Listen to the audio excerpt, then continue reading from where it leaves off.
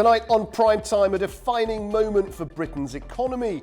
Chancellor Rachel Reeves has delivered one of her most consequential addresses since taking office, pledging to end the era of easy answers and chart a long-term plan for growth, repeating her message of a £22 billion fiscal gap left by her predecessors. With national debt now at 94% of GDP, disciplined public belt-tightening is coming. Life in the UK is about to get more painful, says the Chancellor, but don't blame me.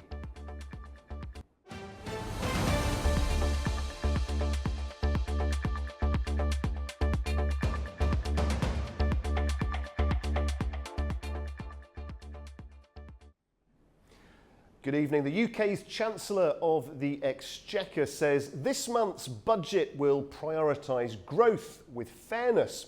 All sounds very pleasant and reasonable, doesn't it? Well, Rachel Reeves argues she's being responsible, resisting populist pressure for quick fixes and doing what's right. But with inflation still high and borrowing costs biting hard, she's also keen to emphasise that any pain on the way is, well, not her fault. Let's take a listen to her full presser.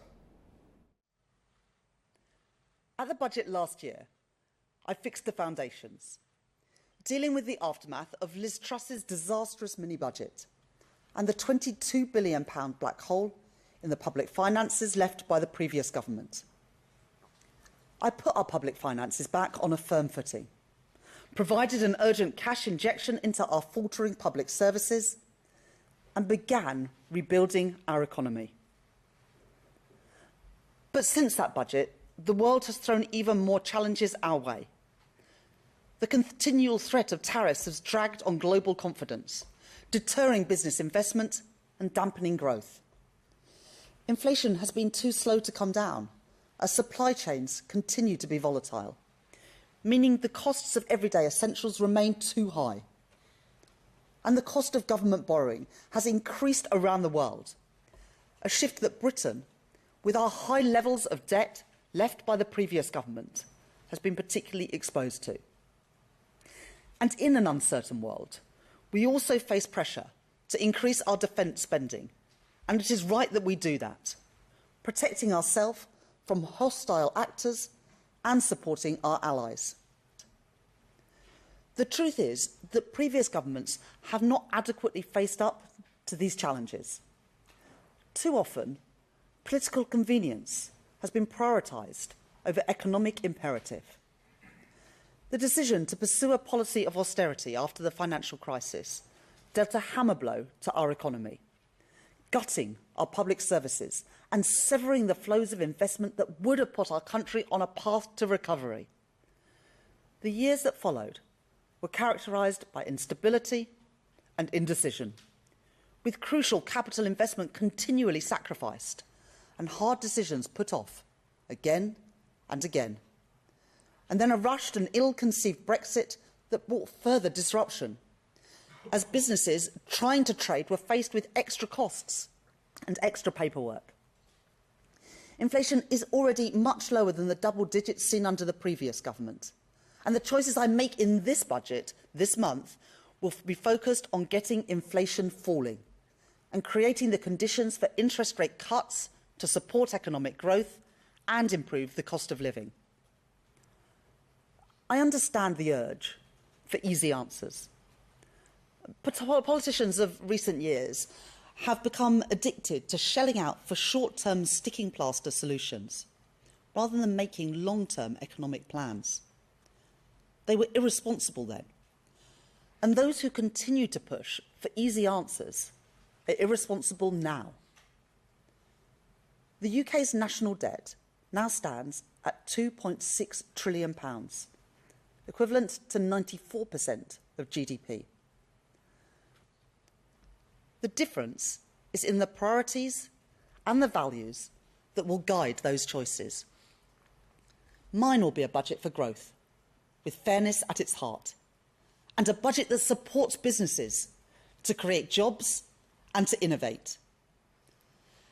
As I take my decisions, on both tax and spend, I will do what is necessary to protect families from high inflation and interest rates, to protect our public services from a return to austerity, and to ensure that the economy that we hand down to future generations is secure, with debt under control.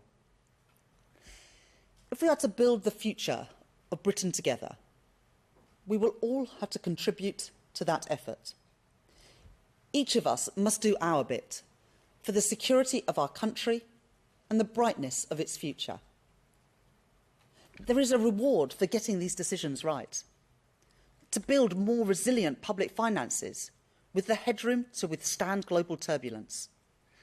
Giving business the confidence to invest and leaving government freer to act when the situation calls for it. To continue to invest in our infrastructure and our industry to build a stronger economy. OK, let's cross now to our correspondent Stuart Smith in London for the very latest on this. Well, Guy, it's 3 weeks to the UK's November budget when Chancellor Rachel Reeves will lay out a plan for the next year of public finances. When the government was elected in 2024, it promised to fix a public spending crisis, but without raising taxes for working people. It's done that by raising other taxes, such as those paid by businesses, but without significant economic growth since the Labour Party came to power. And even with those tax changes, the government says it's still not raising enough money. The Chancellor has blamed Brexit, the pandemic and the last government. There are also issues with the high number of people not working due to illness and the size of public debt. But the government also failed to implement certain policies which it acknowledged would have helped, but decided against, such as on welfare reform and fuel taxes. And so now the government appears to be setting the stage for later this month breaking its election pledge and raising some form of tax that would affect working people. Some British newspapers have gone heavy on the Chancellor's explanation that all other avenues to raise serious cash have been exhausted or would threaten growth. Other newspapers echo the opposition Conservative Party's response, which said spending less on welfare payments should be the government's preferred course of action. At the same time, various economic think tanks are trying to influence what the Chancellor changes in the upcoming budget. One self-proclaimed pro-growth group says it's the perfect opportunity to get rid of perverse incentives in the tax system, which they claim is full of nonsensical and arbitrary rules which penalise work and discourage investment. The National Institute of Economic and Social Research proposes reforming local taxes and tweaking the tax paid on the purchase of goods and services, known as VAT, to be lower but cover more items. The government, though, says it won't be revealing any more about its plans until Budget Day itself on November 26th. OK, joining me now to discuss this further is the political analyst Philip Cherm, who is in the UK. Philip, good to see you. Let's look at this then. Pain is coming. Manifesto promise broken, but it's not her fault. If anything, Phil, she says that it's a sign, what she's doing now, of how responsible she really is. The markets haven't bought that argument. Do you think it will go down well with the public? It still remains to be seen just how much the ways in which the public themselves are going to be responding to this. I mean, voters more than anyone are acutely aware of things like rising costs, of energy, housing, all the everyday essentials. The shopping basket is more expensive than ever. So this talk about this sort of joint responsibility, this shared sacrifice, the sort of things that Rachel Reeves seems to be hinting at, that sort of pitch has to be done extremely carefully. And so Rachel Reeves, I mean, she can show that, I mean, if she can show that the burden of taxation is going to fall on perhaps higher earners and perhaps on wealth, rather than simply just squeezing working families, then she might get away with this and she might actually do okay. But right now, it looks like she's the people, we all have to pay more, every one of us. And the problem with that message is it comes at a time when many are already under huge strain. And, the further problem is that it looks like she's saying, look, everybody's got to make their own sacrifices, and people feel as though they've already made a huge amount of sacrifices. And even the people with fewer assets and rising bills. And it's sort of like saying, I mean, she clearly did say in her speech, look, she criticised austerity, but people are beginning to say, well, this is a bit like she's saying we're in for more tax and a bit more kind of austerity, an austerity which is kind of 2.0. Yes. But the city's going to be happy, and so we must keep the city happy. And if people perceive it that way, then that risk of unfairness is going to undermine the whole message. So it does look like there's going to be more taxes on those average incomes, ordinary incomes, but not on the rich, from what we're saying here. And it's so very interesting. And the risk of that Sorry, Phil, we could lose growth. Sorry to butt in, but yeah, it's very interesting that, isn't it? Yeah. Because she's she's almost saying, well, austerity when the bad guys did it was morally reprehensible, but now I'm doing it, it's a sign of being responsible. Yes, indeed. I mean, it's sort of like changing the definition of austerity in a way. I mean, to be generous, it is a shift from the original promise. It's a sort of shift from promise to pragmatism, if you like, for the whole of Keir Starmer's government. I think that Rachel Reeves is trying to show a sort of fiscal credibility and a shared responsibility, rather than bold growth giveaways, the kind of giveaways that have often been given away in budgets. And on one level, that's a way of saying, well, look, we're serious, we're good economic managers. But on the other, it's kind of like, well, people want something a bit more radical than that, and there's no real ambition in that. There's no real radical expectation coming along, and actually there was almost a hint of panic. I mean, the Chancellor of the Exchequer doesn't normally come to the lectern 3 weeks before a budget and start hinting at things that are going to happen, and it's almost like she's trying to stave off problems. Yes. And the only real kind of problems that might have occurred might have been in the city, so perhaps she's sort of bending to the city now rather than having to take more bold action a little bit later on. And Phil, let's talk about obviously the issue of tax. I mean, many of our viewers will not be in the UK, so just so they're aware, UK workers already pay 40% income tax on anything they earn over £50,000 a year. Pretty much everything that you buy has a 20% tax on it called VAT. On top of that, you've got a council tax payment, which on average is about £2,000 a year. The reports of huge numbers of millionaires fleeing for Dubai, I think, may likely have been exaggerated, but nevertheless, how much tax can a population put up with? Talk of tax and the ways in which taxes are presented, then they can't really take much of that, and they talk of it in the wrong way definitely will deepen Labour's political problems. So any talk of tax rise is potential political hazard. And it's not least because Labour went into the election last year saying, we're not going to raise VAT, we're not going to raise income tax or national, or all these other various taxes that go under different names. So, critics have been very quick to jump on that, especially as Labour governments historically over the generations have always been accused of being high tax, and they've said, no, we're not high tax. We're you can be fiscally responsible. But this is looking like they are going to be accused of being high tax, and already the Conservative Party and the Populist Reform Party and other groups are jumping on that as a hammer to beat Rachel Reeves and the Labour government with. But if these rises can be clearly shown as being fair, if they can be shown as being targeting, perhaps wealth, perhaps investment, they could be politically manageable. But if they start to hit ordinary households, they start to hit the price of milk and the price of a fuel in the petrol station, that's when people are really going to rebel. Do you think there's any sense, Phil, and when you've touched on this already, but any sense in which this idea of shared sacrifice, if managed skillfully, could in some ways almost become emblematic of the sort of socialist principles, good principles, if you like, behind the government's ideology, that people might see it as a sort of a cue to fairness and supporting one another?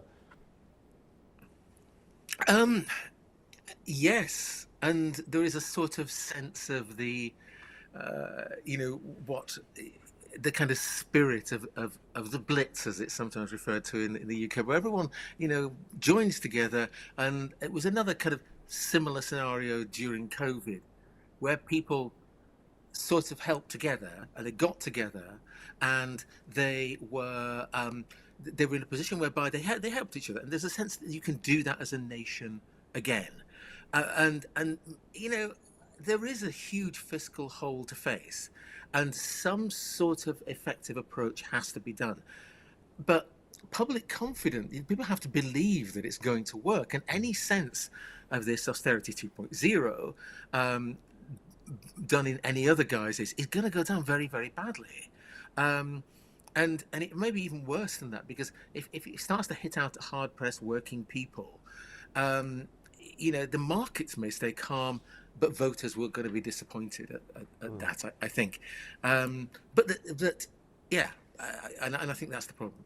And what about the effect, Phil, of all of this on the Prime Minister? I mean, we've said, he has had a lot of criticism. If you look at the latest YouGov favourability rating, he's down at about 20 or 21%. Now, that is very low.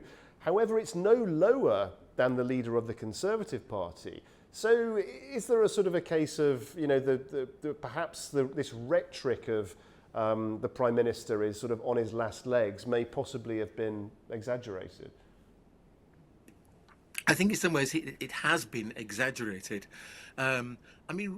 Theoretically, there won't be a general election until 2029. That's some time away, and an awful lot can happen in that time, which is why, if it can be proven that some of the measures that are being taken now are visibly making a difference to what's in people's pockets, to the price of shopping, to the standard of the National Health Service, to education. So if between now and 2029 the measures that are taken can be seen to be having a positive effect on that, then of course things can turn themselves around. I don't think there's any particular sign right now of Keir Starmer being ousted from office or any votes of confidence. But there is a huge question mark over where the emphasis is put in terms of making financial policy, and in particular, should we be favouring the city, because that's a measure that's been taken historically for quite some time, for generations. But is that something that should be switched? Now, you talk about the polls being the way in which they are, but Reform, the Populist Reform Party are ahead in the polls, but only just behind by 1 point are the Greens, and that's never been seen before. And these are the sort of people who are looking at radical economic alternative policies, and openly saying we are going to tax more heavily, and yet they've built up that level of popularity that's been able to give them a greater sense of credibility. So there's a political shift in the UK about where priorities lie. And so it's easy to talk about where taxes are unpopular, but it's also fair to say that some people think they may be necessary, providing they don't hit me too much. Yeah, the political rules are changing. Indeed. Phil, always great to speak to you. Thank you very much indeed for joining us from the UK. Okay, time for a short break now. We'll be back with more in just a few moments. Do stay with us.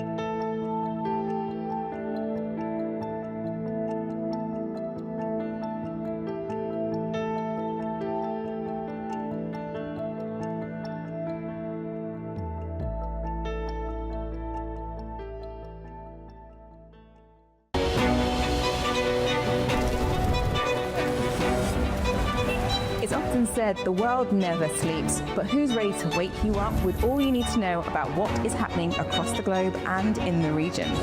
We are. Daybreak is live every morning, bringing you a complete wrap-up of the stories from overnight and all the news already happening in the world.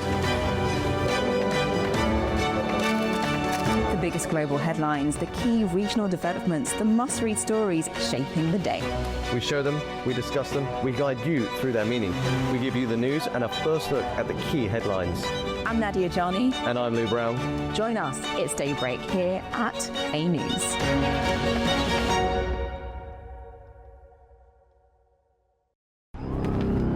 Welcome to A News, unfiltered news and analysis from the region and beyond. From Washington to Beijing, Tehran to Kabul, to Tbilisi to Tashkent. Today is the third. We're with you 24/7, taking you live to the front lines of the day's biggest stories. Welcome to Gabala. I'm here. Azerbaijan and Armenia.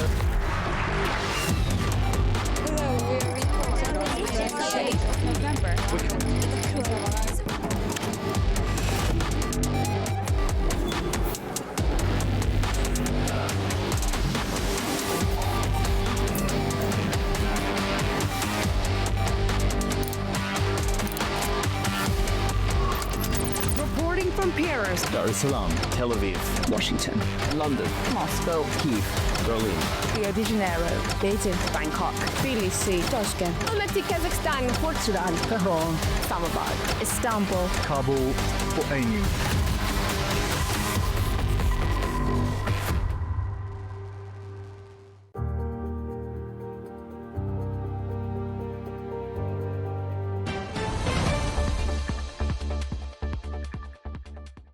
Welcome back, and let's continue with our regional stories now. Brazil is stepping into the global spotlight once again, hosting world leaders in Belém next week for COP30, the climate summit. A News' Orkan Amashov will be there. The meeting is seen as crucial for maintaining momentum in the global fight against climate change following the successes at COP29. Brazil is urging greater international cooperation to help vulnerable countries confront climate change.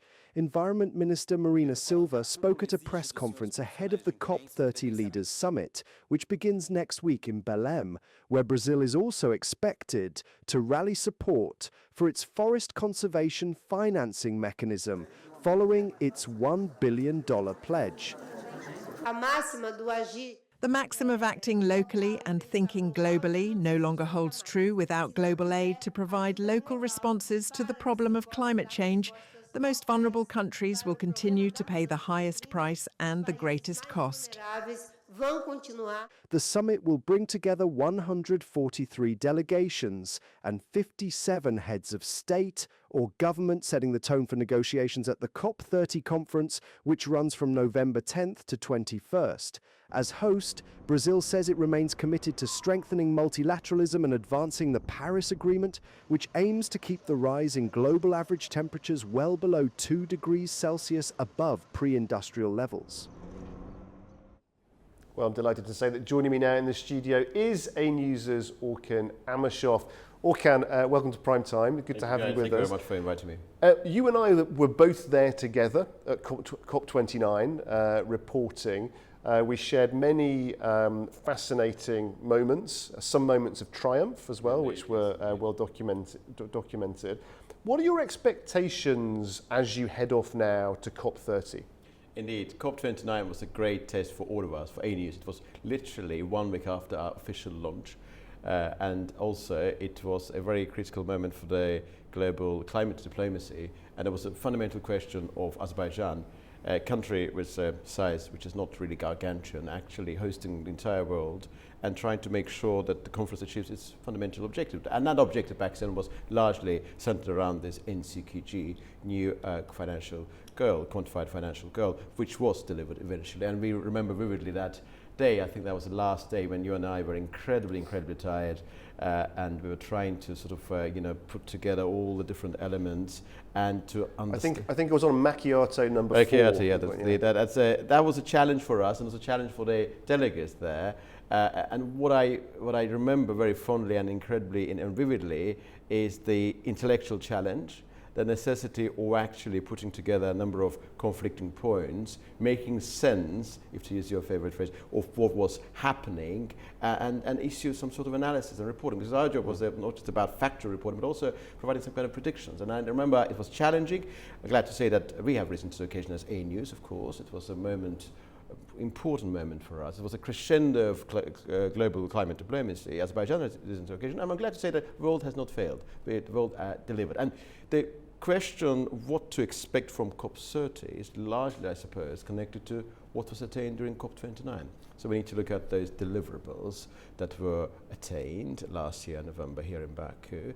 And on that basis, we can actually formulate a vision what is to be expected from COP30. I guess if you remember, on day 1 or 2, there was a decision on the basis of Article 6.2 and 6.4 that was about carbon markets. That was a crucial attainment. It was kind of an injection of confidence into the party, into the conference. That was about putting together all of those rules and establishing framework for carbon markets to operate properly. That was an incredibly important achievement. Negotiations on that subject had been underway since 2015, and we delivered there. Azerbaijan delivered, world at large delivered. Of course, second point, very important point, is loss and the loss and damage fund. It's very important.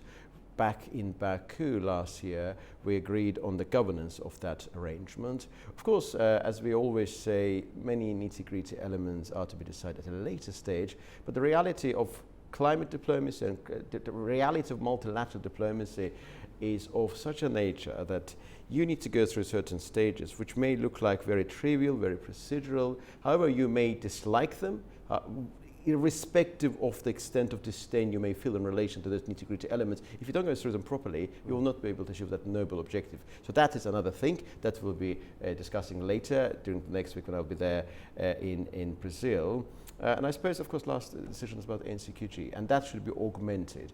Back in Baku, we agreed on 2 separate arrangements. One was about tripling the previous $100 billion commitment, which was agreed in Copenhagen back in 2029. And now countries at large agreed that by 2035, developed countries and other actors, private actors as well, will be mobilizing $300 billion by 2035. This is a specific financial goal, but vast amount, which is more theoretical, is $1.3 trillion. So that's what also something that we agreed on. And I suspect your answer to your question is those deliverables should be augmented, basically. And on this issue of momentum, I mean, in a sense, it's an obvious point, but that's something that takes real effort, doesn't it? It doesn't just happen of its own accord. There have been many meetings, many events that have occurred between COP29 and COP30. Absolutely, because COP is a United Nations climate conference. It's an annual conference, it's a crescendo of climate diplomacy, and you cannot really decide on all important matters that form the crux of climate diplomacy. We need to agree on a number of things. We need to increase funding, we need to make sure we understand who is paying what, we need to find consensus, we need to make sure that those individuals, those actors, even nation states, which are deeply skeptical about the necessity of actually having these congregations, are also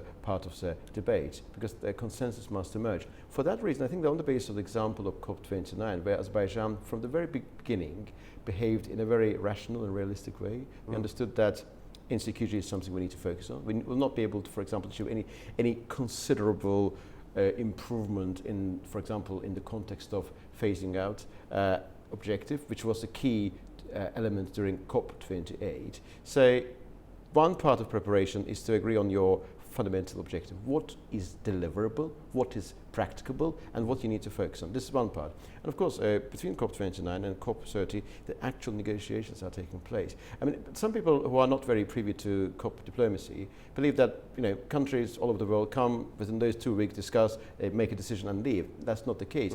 It's a crescendo, it's a pinnacle, but actual negotiations are taking place throughout the year.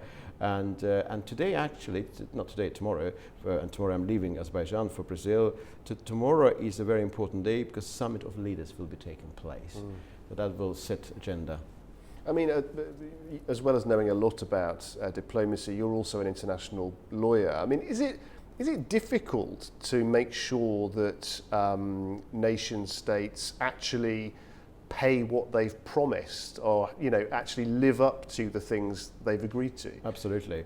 Quite often in multilateral diplomacy, when you're coming up with a framework or with an agreement or document, you realize that in order to achieve consensus, you should be vague at the beginning, what they call in law constructive ambiguity. You establish a framework, you make a plausible decision to make sure that everybody finds in that decision something that happens to be in line with its national interests. The problem there emanates from the fact that that constructive ambiguity should not be destructive ambiguity, which quite often has been the case in the example of COP negotiations. So once you achieve that framework, then you have to agree on the interpretation. Interpretations regarding different aspects of that agreement may differ, but agreeing on something fundamental still matters a great deal. So let's provide a very clear example of what I mean by that, by constructive ambiguity, by constructive ambiguity which eventually may transform into destructive ambiguity. We agreed on a very specific goal, $300 billion US. But who's going to pay what? By what time? By 2035. Will private actors be involved? To what extent they will be involved? And finance is a very complicated area. There are different elements. So to attain that figure, to see that figure, $300 billion US on paper, you may actually come up with all sorts of mechanisms. And when it comes to implementation, you will end up actually having lesser figure. And then the question of deliverable will emerge. So therefore, I think what was attained during COP29 was still incredibly, incredibly important. And COP30 will be having slightly different objectives. Phase out from the fossil fuels will be more central. I guess, bearing in mind the locality, Brazil, Belém being the gateway to Amazon, where the river unfurls into that delta, locality, the backdrop will kind of enhance the necessity of focusing on biodiversity as a particular item. For example, during COP29, our focus was NCQG, but there was another element, and that was related to Azerbaijan's own diplomatic position. Azerbaijani COP29 presidency was very key on delivering on the needs of small island developing countries. Yes. Azerbaijan believes that as a medium-sized power, Azerbaijan technically could be classified as a middle power. There are those who think in this fashion. This definition is of course debatable, as many other diplomatic definitions of this nature. Azerbaijan established for itself very concrete, very crystal clear objective, to be of service to those nations which are somewhat diplomatically not central, and Azerbaijan using its prowess could actually achieve something. And Azerbaijan achieved to that effect. Number of things, number of declarations were announced, a number of commitments have been made. So in that particular sense, I think that back to the original point that we made earlier, what matters at this stage to find a particular objective, deliverable, and work on that. The outcomes, the achievements of COP29 were very clear and obvious, perhaps helped by the focus on finance, or one of the areas being finance. Your bags are packed now, or on the way to being packed. Yes, indeed. I'm not sure. As you head off to COP30, what are you expecting in terms of tangible results emerging from the event? I guess we will get more clarity regarding the implementation of that $300 billion US climate finance goal. That is one thing that we need to be focusing on. I guess number two there will be about the operationalization of the loss and damage fund, because 2025 is a year of operationalization. So we'll see as money actually being funneled into those countries or entities that they need that money. So we'll see more practical action. The problem there is that when it comes to NCQGs, not NCQGs, I'm terribly sorry, the nationally determined contribution, NDCs actually, I just remembered the conversation revolving around acronyms. There have been so many acronyms that I used to remember back then, recall and retrieve, and now of course I need to make sure that the memory which is there needs to be sort of augmented. You've got a long flight. Yeah, I got a long flight, actually, a 2-day flight, effectively speaking, so therefore I will have enough time to actually remember and reflect. So those were supposed, that those NDCs, nationally determined contributions, were supposed to be submitted in by February 2025. They have not been submitted. So effectively, when you do not know which nation state is planning to do what, or rather what sort of emission objectives and ambitions they have, it's very difficult to establish to what extent actually will achieve something considerable. Because we can agree on something, we can agree on finance, we can agree on basic elements of adaptation and mitigation, but if we are not actually cutting, then of course we will find ourselves on a slippery slope. And one more point, I think that was perhaps this point that I'm going to make now is more related to your previous inquiry. There will be massive geopolitics, of course. Brazil, their relations with the United States of America leave a lot to be desired. United States, by the way, is not sending high-level representation, high-level senior representatives, which is a huge, I suppose, going to be huge damage to their prospects of achieving tangible outcome. Because without United States and China on board, it's very difficult to agree on anything. And I remember vividly, and correct me if I'm wrong, because we were together, at least getting information from different sources together there, being very close to the developments and happenings. I remember China-EU cooperation and concurrence, that last minute played a critical role because there was necessity of China stepping in and formulating some sort of compromise with European countries, and also bringing in some private actors. That was the mechanism through which that compromise actually emerged last time. Orkan, we wish you well on your travel, learning those acronyms. On this occasion, alone.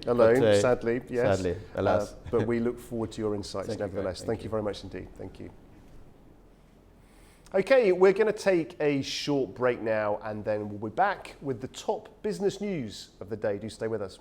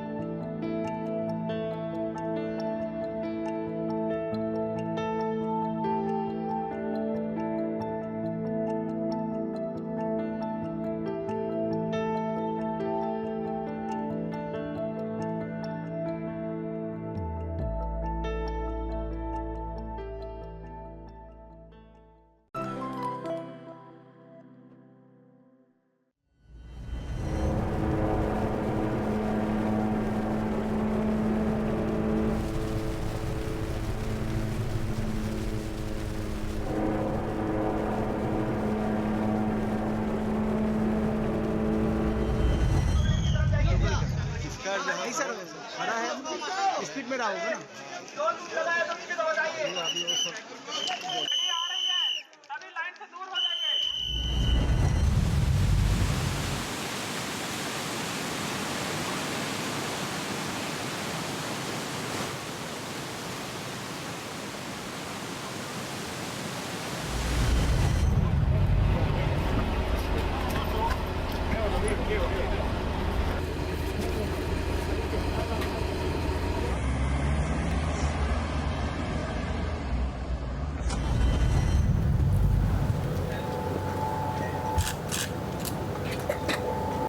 Io.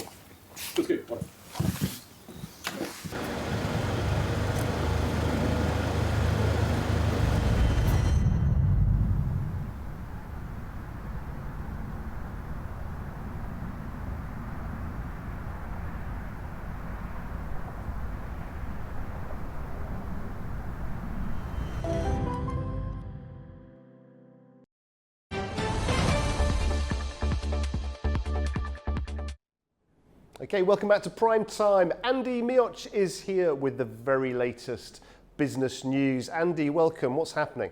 Well, thank you so much. At the top of the brief, we're going to talk about market declines and U.S.-China trade relations, followed by some earnings reports and deals across industries. So let's go. First up, global stock markets have experienced declines driven by fears of overvaluations in the AI sector. Fluctuating markets reflect investor jitters amid a potential correction. Global stock markets have fallen amid concerns that a boom in valuations of artificial intelligence companies could be rapidly cooling. In the US, the tech-focused Nasdaq and the S&P 500 suffered their largest one-day percentage drop in almost a month on Tuesday. Technology shares pulled the Nasdaq lower, which resulted in it closing 2% down. Following the tumble on Wall Street, stock markets in Asia convulsed on Wednesday as traders wrestled with a steep sell-off and a surge in volatility to the highest levels in months. Sellers were particularly harsh on both the Japanese and South Korean markets, as some of the stocks of companies that had made dizzying rallies recently took a beating. The selling abated later in the Asian afternoon, but the size of the moves in each direction underscored investor jitters. In Japan, the benchmark Nikkei share average closed 2.5% lower on Wednesday, while South Korea's Kospi lost 2.8%. Taiwan stocks shed 2.6% to fall by the most in 3 weeks. Following the sell-off in Asia, European stock indices have fallen more modestly. Bank bosses warned a serious stock market correction could be ahead, as a surge in enthusiasm for generative artificial intelligence has swept across stock markets worldwide this year, drawing comparisons to the dot-com bubble. Moving on to trade relations of the two largest economies. China has suspended tariffs on certain U.S. imports for a year and eased some agricultural duties. The move follows the Trump-Xi talks in South Korea. China will suspend for 1 year the 24% additional tariffs it imposed on U.S. goods in April, while maintaining the 10% levies also introduced in response to U.S. President Donald Trump's Liberation Day duties, Beijing confirmed on Wednesday. The State Council's Tariff Commission also announced it would remove the duties of up to 15% it imposed on certain U.S. agricultural goods from November 10th. But the cut still leaves Chinese buyers of soybeans facing tariffs of 13%, including a pre-existing 3% base tariff. Traders say that makes U.S. shipments still too expensive for commercial buyers compared to Brazilian alternatives. Before Trump took office in 2017 and the first U.S.-China trade war began, soybeans were by far the top U.S. export to China, with the world's biggest agricultural buyer purchasing $13.8 billion worth of the staple in 2016. But China has largely held off on buying U.S. crops this year, costing American farmers billions of dollars in lost exports. In 2024, China bought roughly 20% of its soybeans from the United States, down from 41% in 2016, customs data shows. Investors on both sides of the Pacific breathed a sigh of relief last week when Trump met Chinese leader Xi Jinping in South Korea, easing fears that the world's two largest economies might abandon talks aimed at resolving a tariff war that has disrupted global supply chains. While Trump and the White House were quick to publish their take on the meeting, the Chinese side did not immediately move to provide a detailed summary of what it had agreed. China's state-owned COFCO bought 3 U.S. soybean cargoes the day before the summit, an act analysts attributed to a goodwill gesture, signaling Beijing's desire to avoid a destabilizing escalation in trade tensions. Still with China, Beijing is now requiring data centers with government funding to only use domestically produced artificial intelligence chips. The Chinese government has issued guidance requiring new data center projects that have received any state funds to only use domestically made artificial intelligence chips. Two sources familiar with the matter told Reuters. In recent weeks, Chinese regulatory authorities have ordered such data centers that are less than 30% complete to remove all installed foreign chips or cancel plans to purchase them, while projects in a more advanced stage will be decided on a case-by-case basis, the sources said.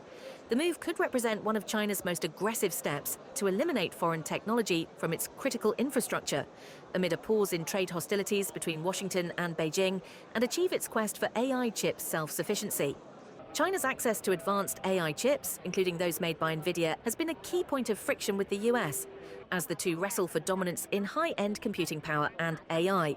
US President Donald Trump said in an interview aired on Sunday, November 2nd, following talks with Chinese President Xi Jinping last week, that Washington will let them deal with Nvidia, but not in terms of the most advanced chips. The latest move by Beijing, however, would dash Nvidia's hopes of regaining Chinese market share, while giving local rivals, including Huawei, yet another opportunity to secure more chip sales.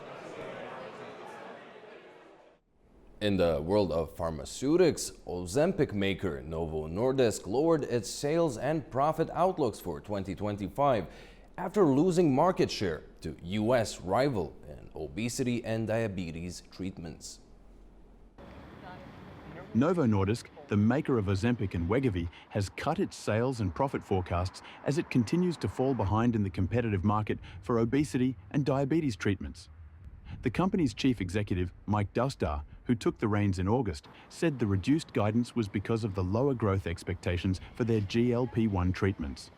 The Danish pharmaceutical firm's rate of profit growth has slowed, and its share price has slid after losing ground to its US rival Eli Lilly, which makes the Mounjaro and Zepbound weight loss injections.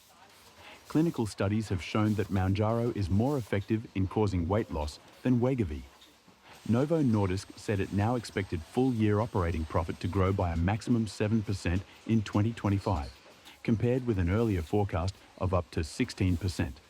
In addition, the company forecasted sales to grow by no more than 11% at constant exchange rates, compared with a previous forecast of up to 16%. Fast fashion has caused a stir in France. Chinese Shein opened its first permanent retail store in Paris amid criticisms over its low-cost business model and its impact on traditional French retailers. Dozens of shoppers lined up outside the 19th century BHV department store in Paris's Marais district before the opening of the online fast fashion retailer Shein's first ever permanent shop on Wednesday. Amid fierce criticism of its low-cost business model, Shein's store has caused an uproar from lawmakers across party lines and politicians including Paris Mayor Anne Hidalgo, as well as retailers who say that Shein's business model has an unfair advantage and has eroded French high streets. French authorities had already threatened a ban of the platform on Monday over childlike sex dolls found on its site by France's consumer watchdog. A number of French clothing retailers have decided to close their outlets at the BHV in response to the arrival of the Chinese brand. Other Shein outlets will open later in Galeries Lafayette department stores in 5 regional cities. Next up, Turkish Airlines is in negotiations to purchase hundreds of aircraft amid ongoing supply chain delays and engine shortages. Turkish Airlines will meet with Boeing and engine supplier CFM in the coming weeks to decide on a planned deal for a major 737 MAX jet order, according to the company's chairman Ahmet Bolat.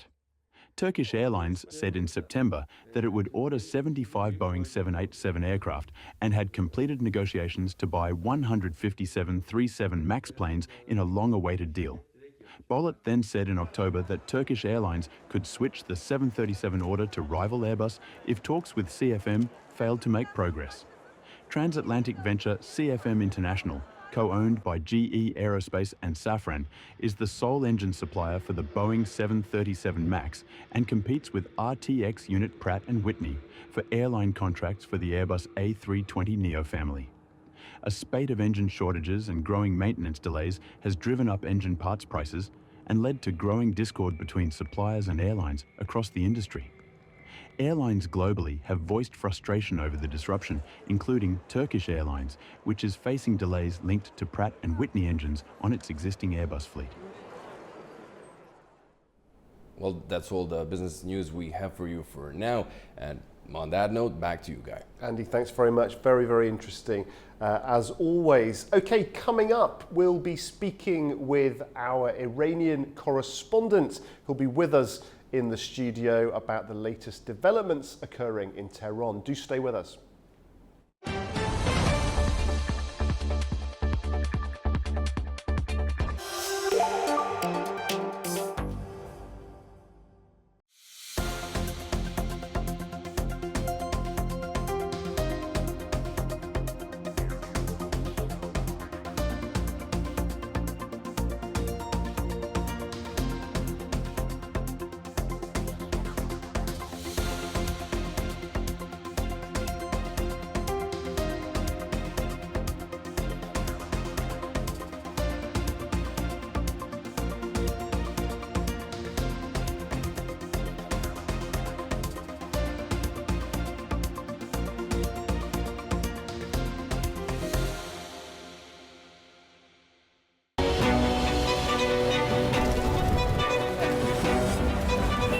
It's often said the world never sleeps, but who's ready to wake you up with all you need to know about what is happening across the globe and in the region? We are. Daybreak is live every morning, bringing you a complete wrap-up of the stories from overnight, all the news already happening in the world. The biggest global headlines, the key regional developments, the must-read stories shaping the day. We show them, we discuss them, we guide you through their meaning. We give you the news and a first look at the key headlines. I'm Nadia Jani. And I'm Lou Brown. Join us, it's Daybreak here at A News.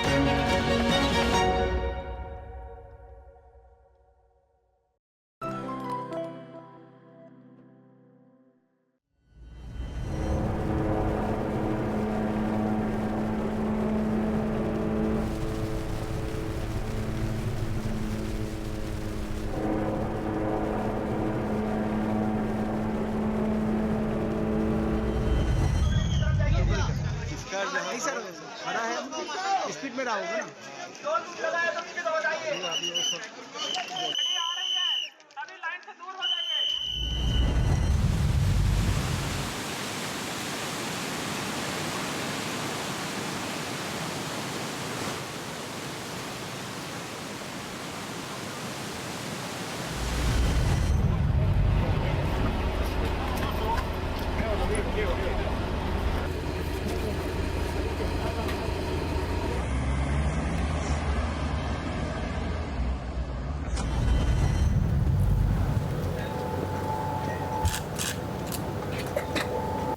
Io.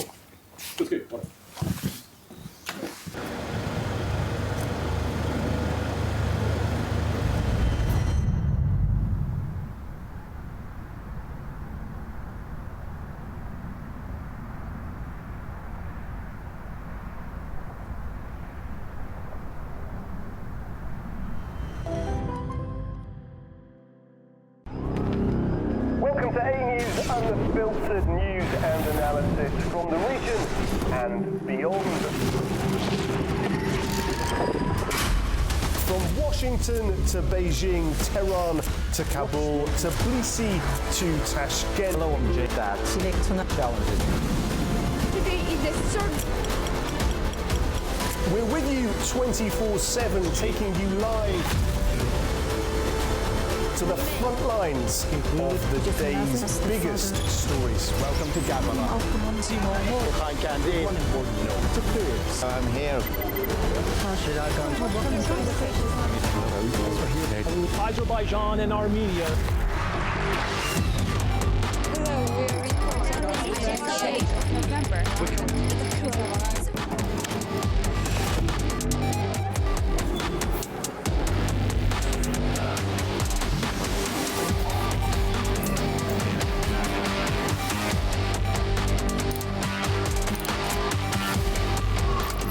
Reporting from Paris, Dar es Salaam, Tel Aviv, Washington, London, Moscow, Kyiv, Berlin, Rio de Janeiro, Beijing, Bangkok, Tbilisi, Tashkent, Almaty, Kazakhstan, Port Sudan, Tehran, Islamabad, Istanbul, Kabul for A News.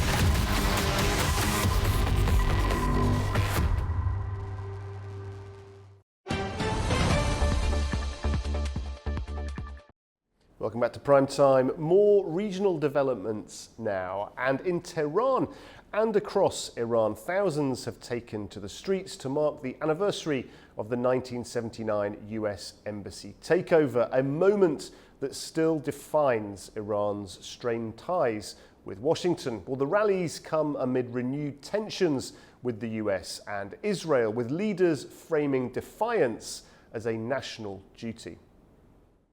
Tens of thousands of Iranians have taken to the streets to mark the anniversary of the 1979 takeover of the US Embassy in Tehran, a date that still defines Iran's uneasy relationship with Washington more than 4 decades on. The annual demonstrations, held on Tuesday across cities nationwide, come at a time of heightened tension between Iran, the United States, and Israel. In the capital, Tehran, crowds filled the streets from Palestine Square to the site of the former US Embassy. Now a museum symbolizing resistance against what Iranian officials call foreign interference. Protesters waved national flags and held portraits of those killed during the 12-day conflict with Israel in June, a recent flare-up that deepened Iran's confrontation with its longtime rivals. Chants of "Death to America" and "Death to Israel" echoed through the streets, refrains that have remained central to this annual ritual since the Islamic Revolution of 1979. Speaking to the crowd, Parliament Speaker Mohammad Bakr Kalibaf said the day marked the moment Iranians loudly and unitedly rejected oppression. He vowed Iran would not yield to external pressure or compromise its independence, describing the embassy takeover as a turning point in Iran's modern history. The commemoration dates back to November 4th, 1979, when Iranian students stormed the US embassy in Tehran, taking dozens of American diplomats hostage. The crisis lasted 444 days and led to the severing of diplomatic ties between Tehran and Washington, a rupture that has never been repaired. This year's anniversary carries added symbolism. With tensions in the region escalating and Western sanctions still in place, Iranian leaders are portraying the event as a rallying cry for national resilience. On the eve of the commemoration, Iran's supreme leader, Ayatollah Ali Khamenei, said the embassy seizure had exposed Washington's true face, claiming documents taken from the compound revealed it was a center for plotting against Iran's Islamic Revolution. As banners filled the skies over Tehran, the message from the podium was clear. Iran's leadership sees defiance as both a legacy and a necessity, a stance shaped by history and one they say remains vital in an increasingly volatile Middle East.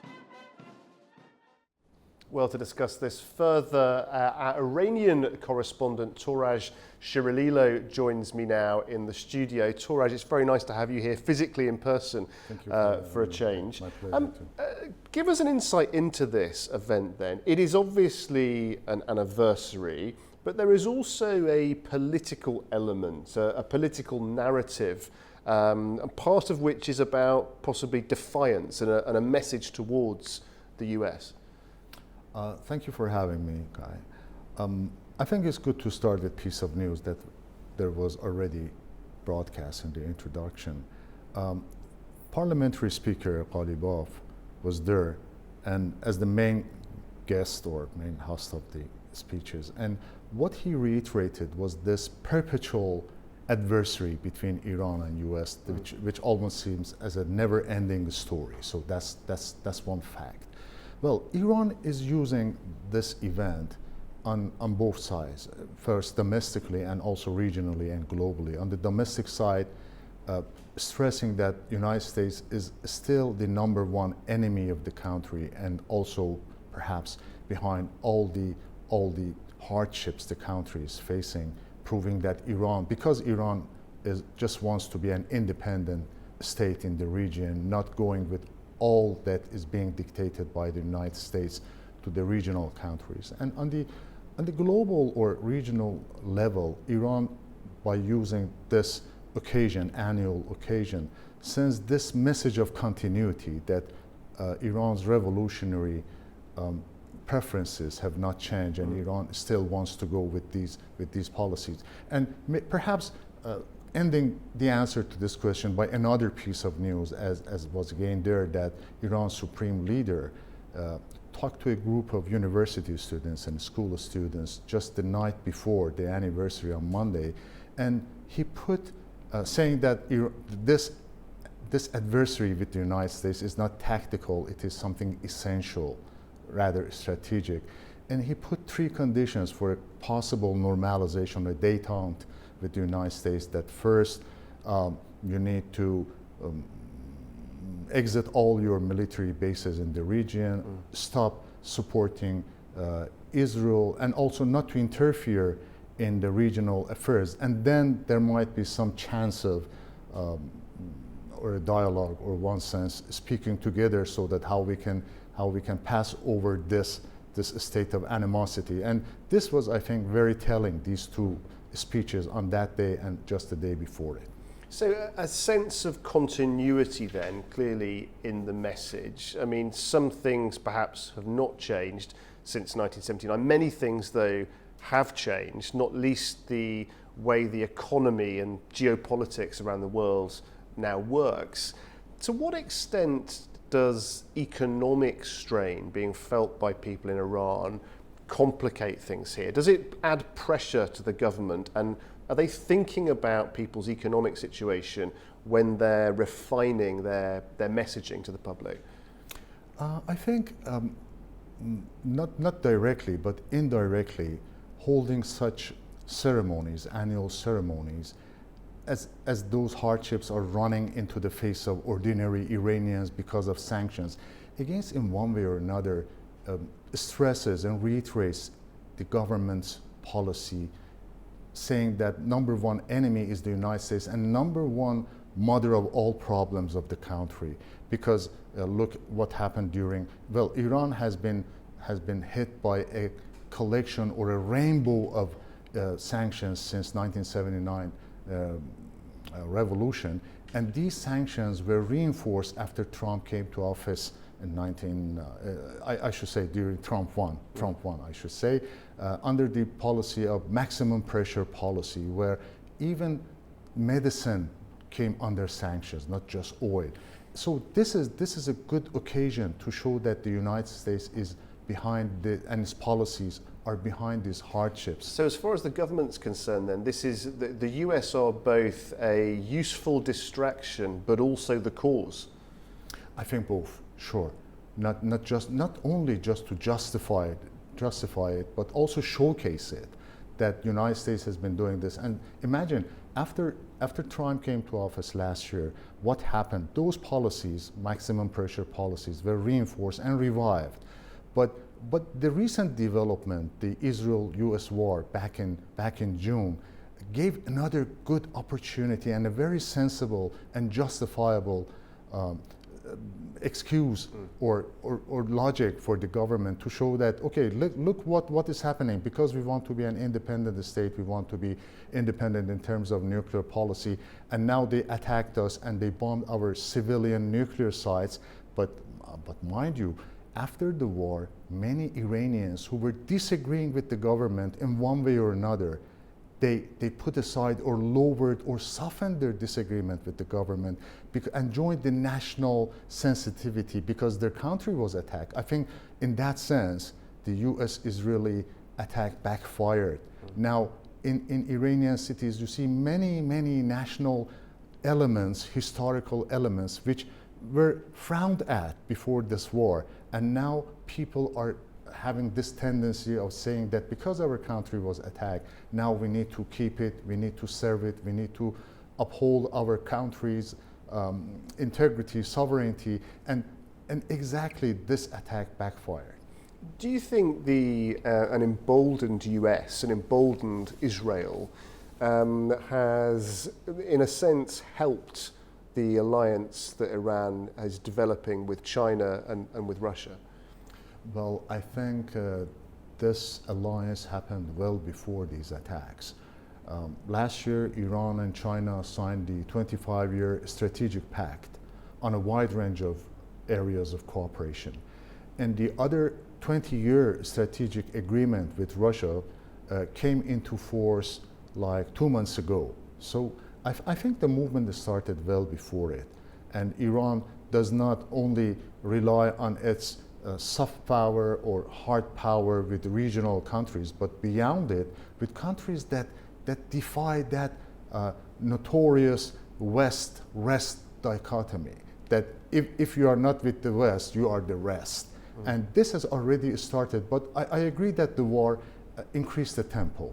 It speeded up this process. So where do we go next? Because there's almost a sense in what you're saying, a sort of fatalistic perspective on US-Iranian relations, that it simply isn't going to get any better anytime soon, and we almost must just accept that. Where do we go next? What does this mean over the next 12, 24 months in terms of Iran's position? Are we going to start to see a much harder line geopolitically, do you think?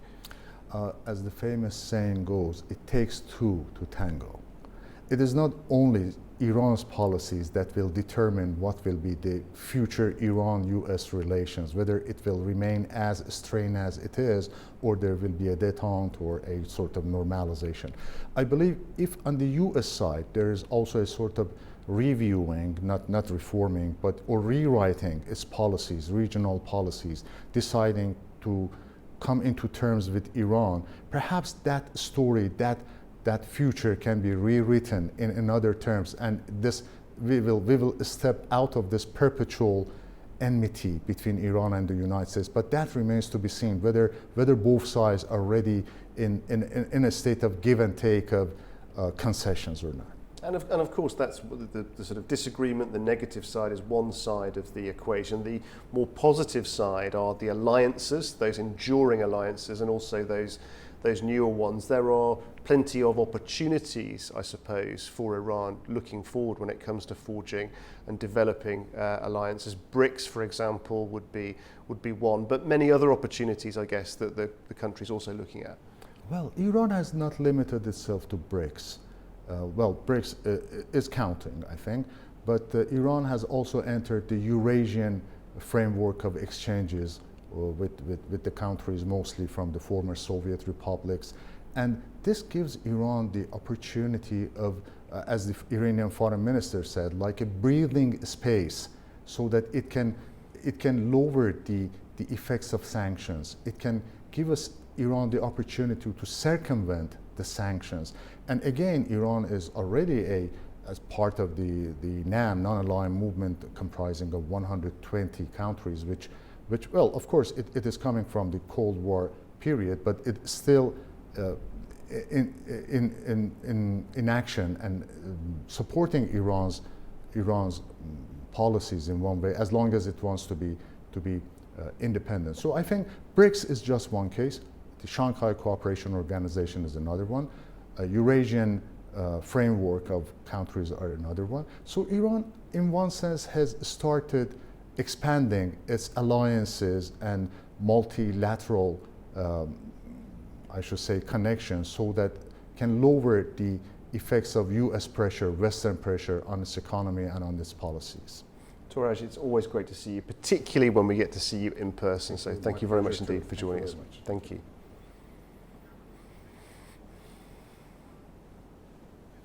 Okay, after the break, we'll be looking at Europe's next chapter as Brussels says the EU could welcome new members by 2030. Do stay with us.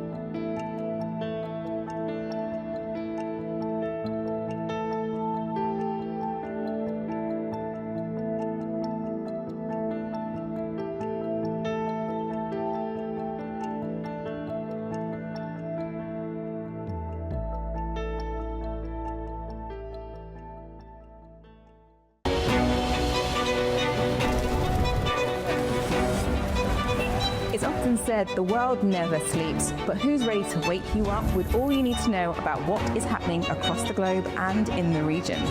We are. Daybreak is live every morning, bringing you a complete wrap-up of the stories from overnight and all the news already happening in the world. The biggest global headlines, the key regional developments, the must-read stories shaping the day. We show them, we discuss them, we guide you through their meaning. We give you the news and a first look at the key headlines. I'm Nadia Jani. And I'm Lou Brown. Join us, it's Daybreak here at A News.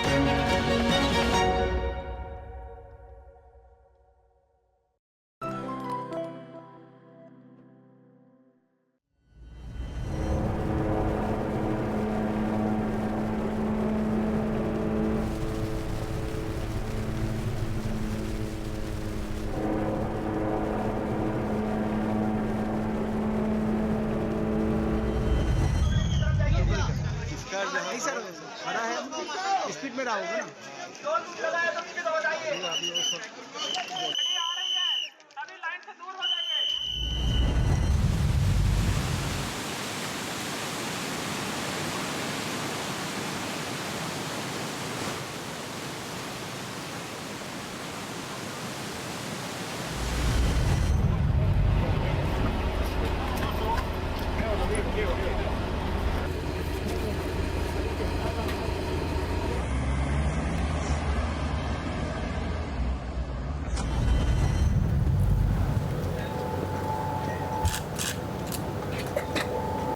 Io.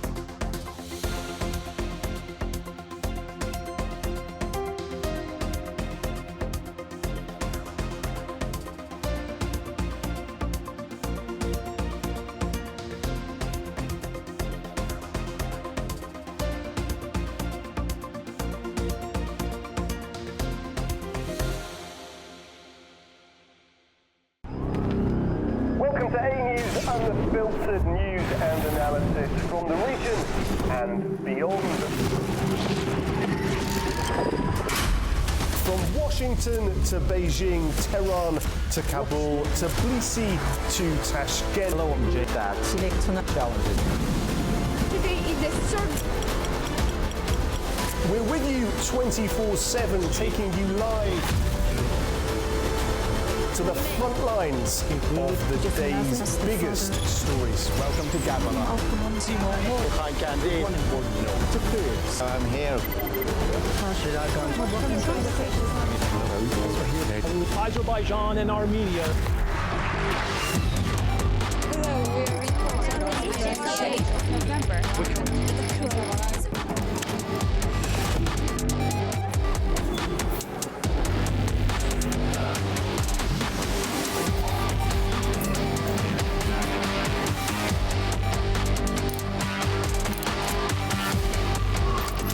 Reporting from Paris, Dar es Salaam, Tel Aviv, Washington, London, Moscow, Kyiv, Berlin, Rio de Janeiro, Beijing, Bangkok, Tbilisi, Tashkent, Almaty, Kazakhstan, Port Sudan, Tehran, Islamabad, Istanbul, Kabul for A News.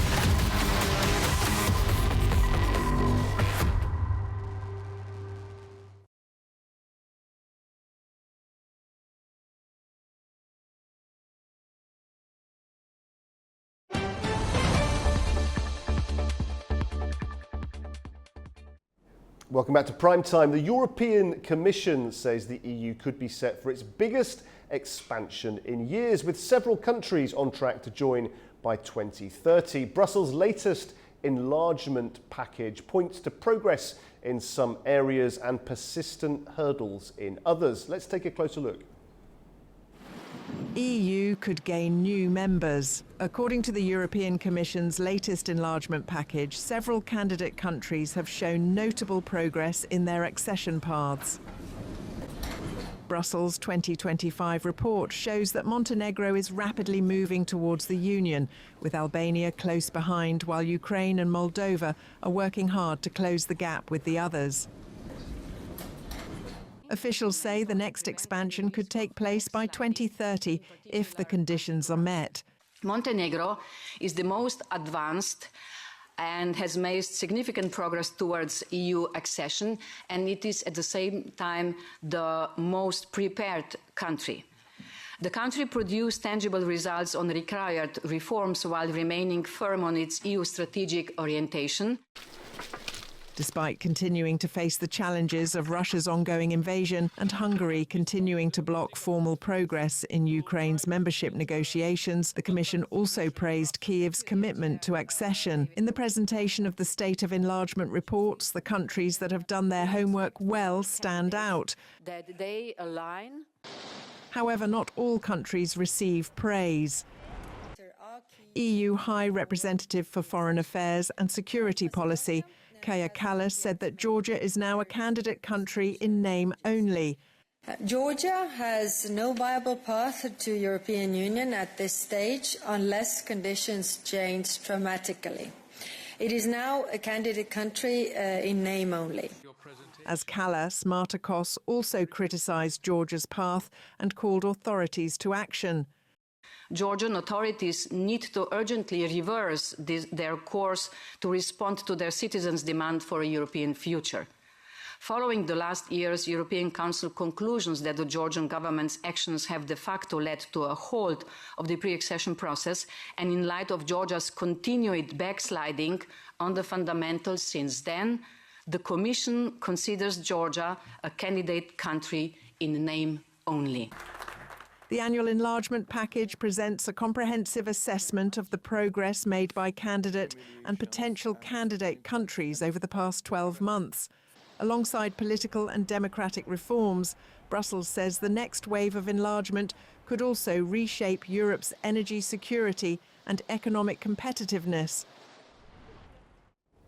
Well, EU Foreign Policy Chief Kaja Kallas also says that Turkey remains a key partner for the European Union. Here's our Alia Iman with more. EU Foreign Policy Chief Kaja Kallas stated that Turkey remains a key partner for the European Union during the launch of the bloc's 2025 enlargement package in Brussels. Kallas says enlargement is not only a political priority, but a geopolitical need, especially with the war in Ukraine continuing to reshape Europe's security landscape. She emphasized that the EU and Turkey are engaged on multiple issues of common interests, from trade and energy to regional stability. But she also noted that the decline of democratic standards, judicial independence, and fundamental rights has effectively frozen Turkey's accession process since 2018. Kallas added that strengthening the rule of law, fighting corruption, and supporting independent media are essential for both national and European security. She ruled out that any shortcuts to membership are not an option.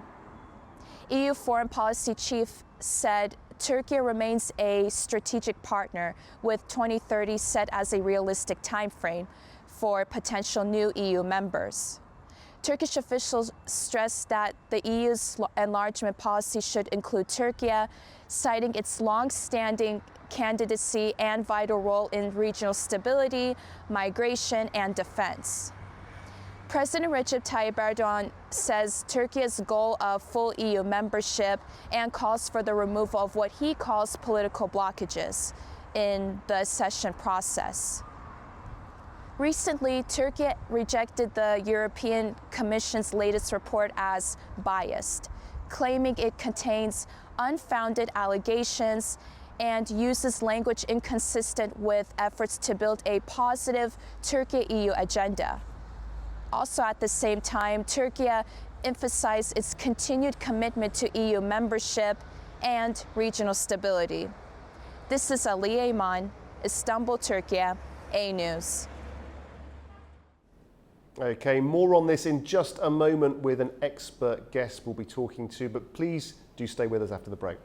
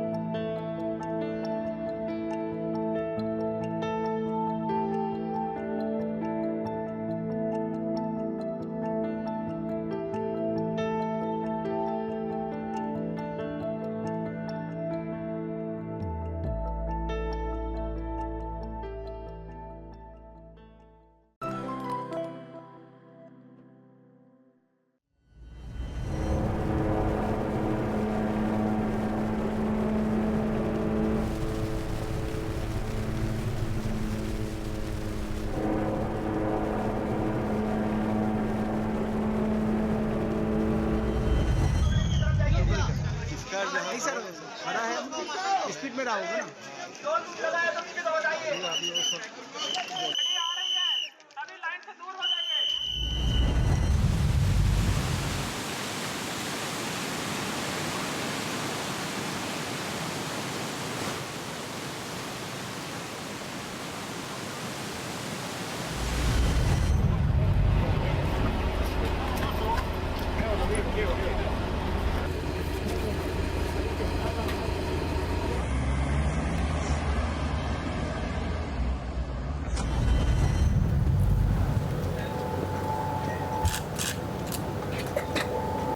Io.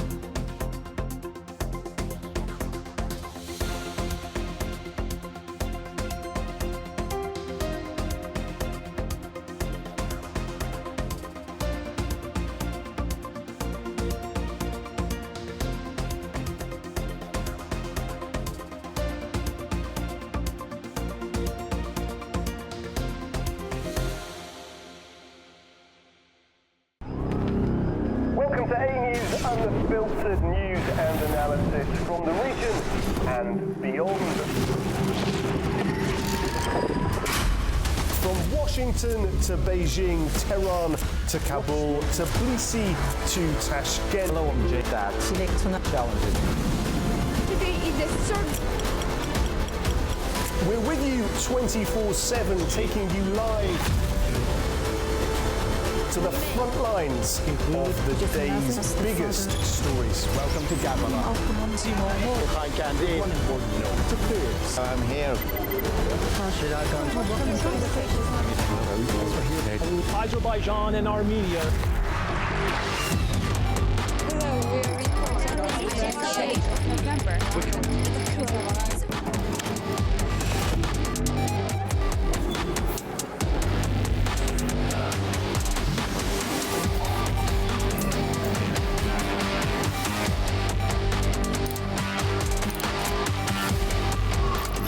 Reporting from Paris, Dar es Salaam, Tel Aviv, Washington, London, Moscow, Kyiv, Berlin, Rio de Janeiro, Beijing, Bangkok, Tbilisi, Tashkent, Almaty, Kazakhstan, Portugal, Tehran, Islamabad, Istanbul, Kabul for A News.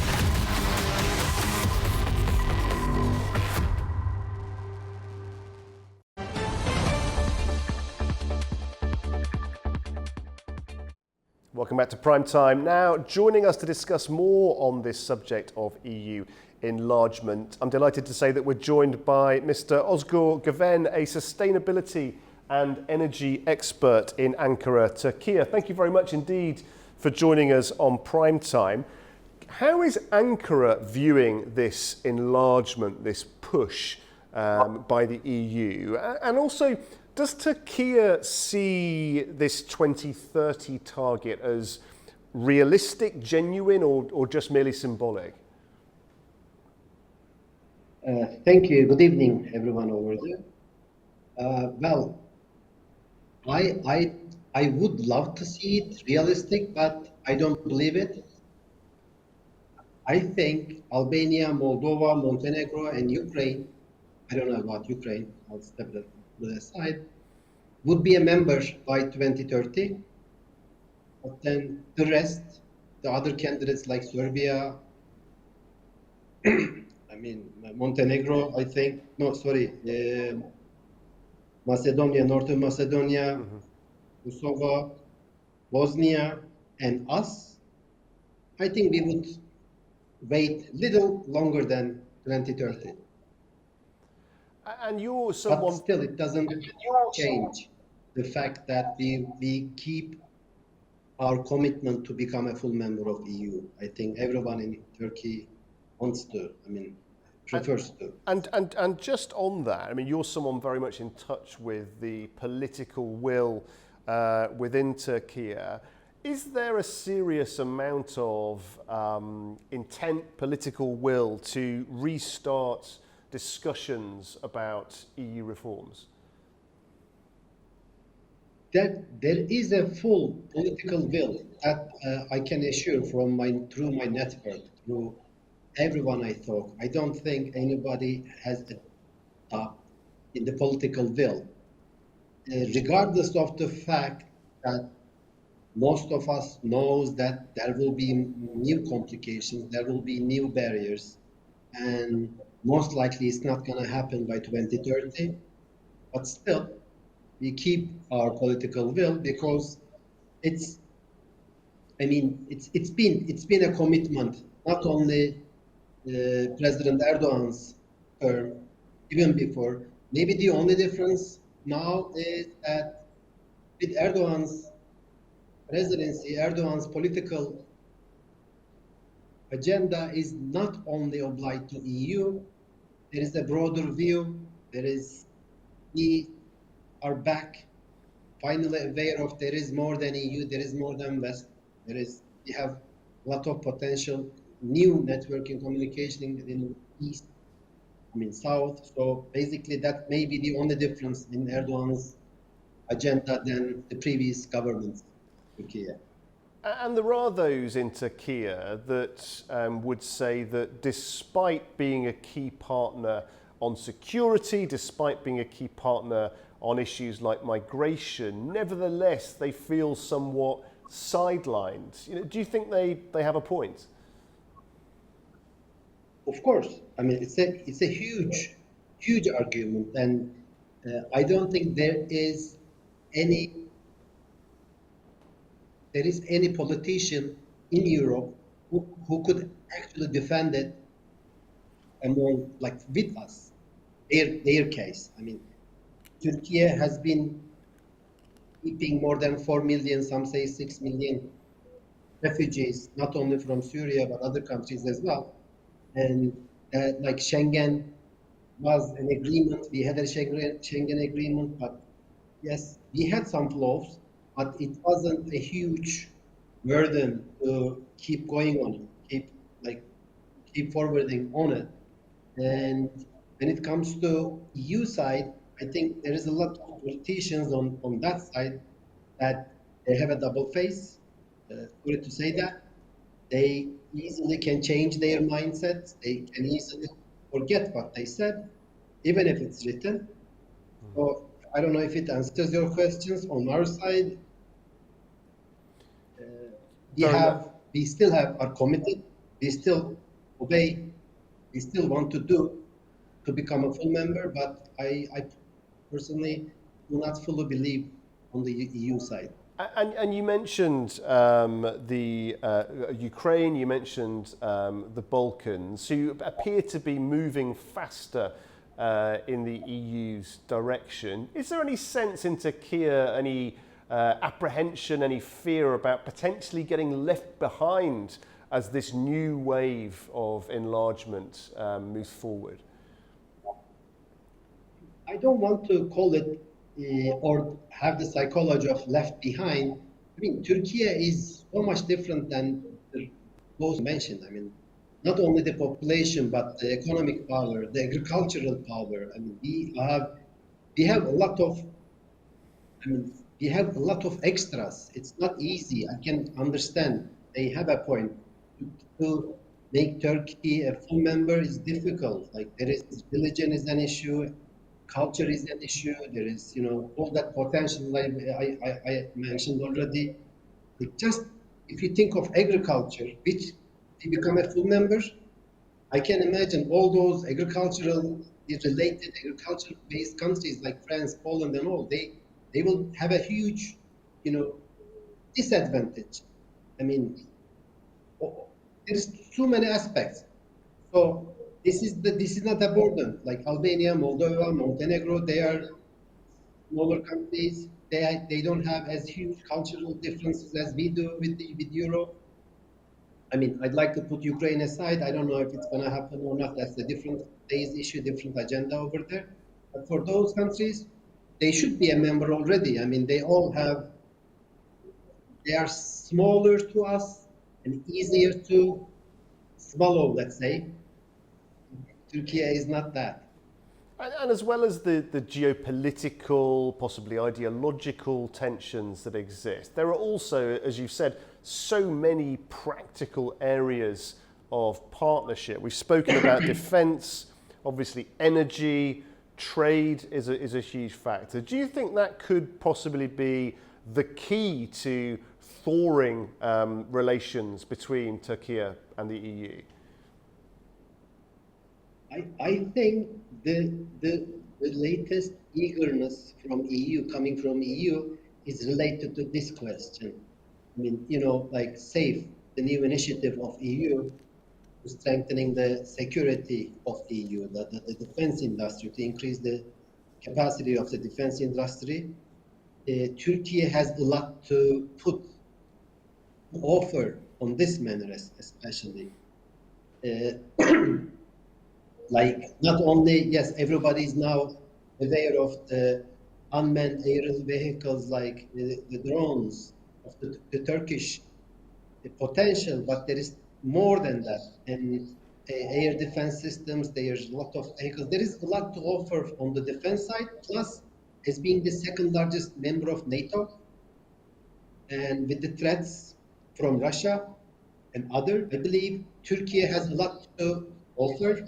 And I think the reasonable, the sensible European colleagues, European partners, they all know this. I think this is the main motive for the European politicians to put Turkey back on the agenda. They remember that they promised before Turkey needs to be a full member. Okay, thank you for remembering it. But I think mainly the security issue was the biggest part of it.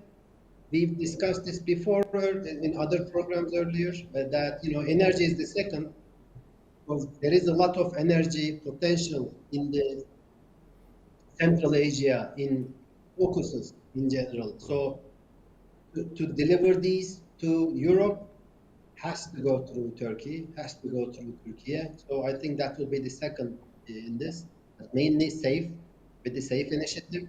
Turkey is a lot to offer. And I think it answers your questions. Very much so. Mr. Güven, thank you very much indeed for your analysis. Thank you for joining us. Thank you. Okay, we're going to interrupt our normal programming now. As of today, Azerbaijan's Karabakh takes on England's Chelsea FC tonight in match day 4 of the UEFA Champions League group stage. Now, the game's going to kick off at 21:45 at the Tufig Baramov Republican Stadium in Baku. Now, our very own Katie Wilson has some more to say for us. Today is the day that Karabakh fans have been waiting for. They're taking on the reigning FIFA World Club champions, Chelsea, right here at home in Baku in Tufik Baramov Stadium. Now, before this tournament began, we might have said this was a David and Goliath match. Chelsea were in pot 1 of the Champions League draw. The strongest pot in Karabakh were in pot 4.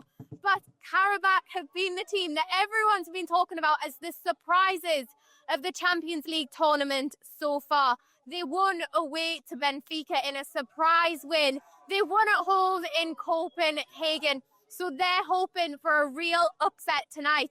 And actually, both teams are going into this match with the same amount of points, with 6 points each. And of course, Karabakh have that home advantage, which may prove significant as Chelsea hasn't actually won an away match yet in the Champions League tournament so far.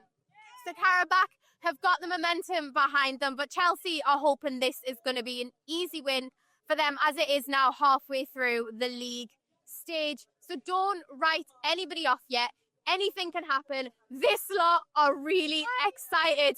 They're hoping for a win tonight. Who's winning? Yes. Karabakh, Chelsea? He's gonna win. We know who they're voting. Katie Wilson there with some very excited, but I have to say, immaculately well-behaved Karabakh fans. We wish them well tonight. Okay, after the break, we'll be delving into the world of social media. Do stay with us.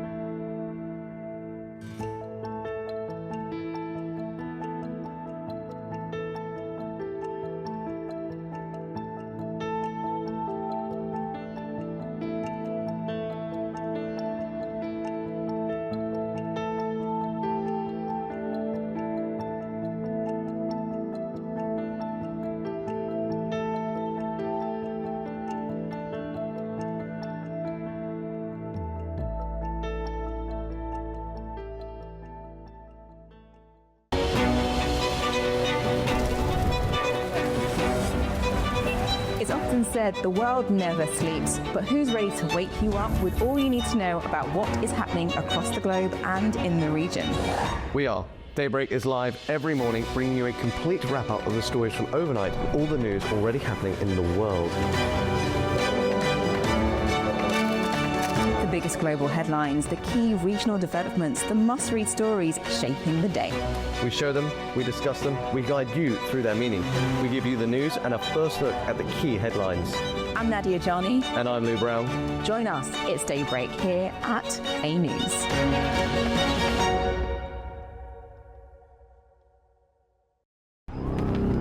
Welcome to A News, unfiltered news and analysis from the region and beyond. From Washington to Beijing, Tehran to Kabul, to Tbilisi to Tashkent. Today is the third. We're with you 24/7, taking you live to the front lines of the day's biggest stories. Welcome to Gabon. Hi, Candy. I'm here. Azerbaijan and Armenia.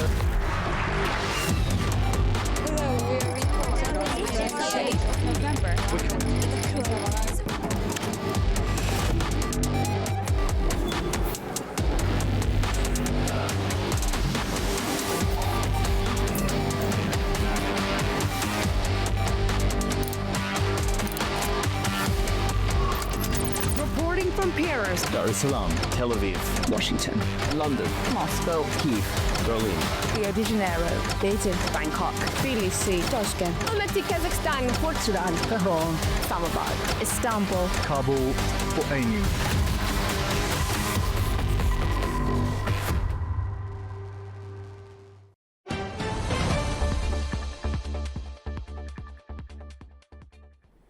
Welcome back to Prime Time. Well, from the football to plenty more excitement happening out there on social media. Guli Garadagli is with us. And what's happening out there in the digital world, Guli? It's one of those days where social media's got everything. Politics, disasters, and even bears. From New York to Japan, here's what's trending today. We start in New York, a big night for politics and a moment of history. Zohran Mamdani is now the city's first Muslim mayor, and the celebration at his watch party was something special. The crowd at New York mayoral candidate Zohran Mamdani's watch party erupted with cheers, hugs and high fives on Tuesday night when news swept through the room that he had been declared the winner in the highly watched mayoral race. He is New York City's first Muslim mayor and its youngest in generations. The 34-year-old state lawmaker's candidacy, however, has sparked ideological divisions within the party and beyond. Mamdani defeated independent candidate and former Democratic governor Andrew Cuomo, who sought a political comeback 4 years after resigning amid scandal. Republican nominee Curtis Sliwa finished a distant third in most opinion polls. Following Mamdani's victory, Sliwa warned that he would be the new socialist mayor's worst nightmare if he attempts to implement socialism. President Donald Trump closely followed the race and strongly opposed Mamdani's campaign. He repeatedly labelled the Democrat a communist and threatened to withhold federal funds from the city if Mamdani won. On the eve of the election, Trump had endorsed Cuomo, bypassing the Republican candidate. On Tuesday, he also drew criticism after saying, in his own words, that any Jewish person who votes for Zohran Mamdani is a stupid person. Despite ideological contrasts, all three candidates centred their campaigns on the city's rising cost of living, an issue that has remained a top concern for voters since last year's presidential election. Meanwhile, in Virginia and New Jersey, Democrats Abigail Spanberger and Mikey Sherrill won the elections for governor with commanding leads, respectively. But while New York was celebrating, Washington was not. The U.S. government shutdown has dragged into day 36, the longest ever. Talks have stalled, workers are missing pay, and public patience is running thin. The US government shutdown has now become the longest on record as it enters its 36th day. It's after the Senate's latest effort to approve a temporary funding measure on Tuesday failed, its 14th unsuccessful attempt, as millions of Americans continue to face disruption from cuts to federal programs, flight delays and missed paychecks. The closure has halted the Supplemental Nutrition Assistance Program, or SNAP, which supports low-income individuals.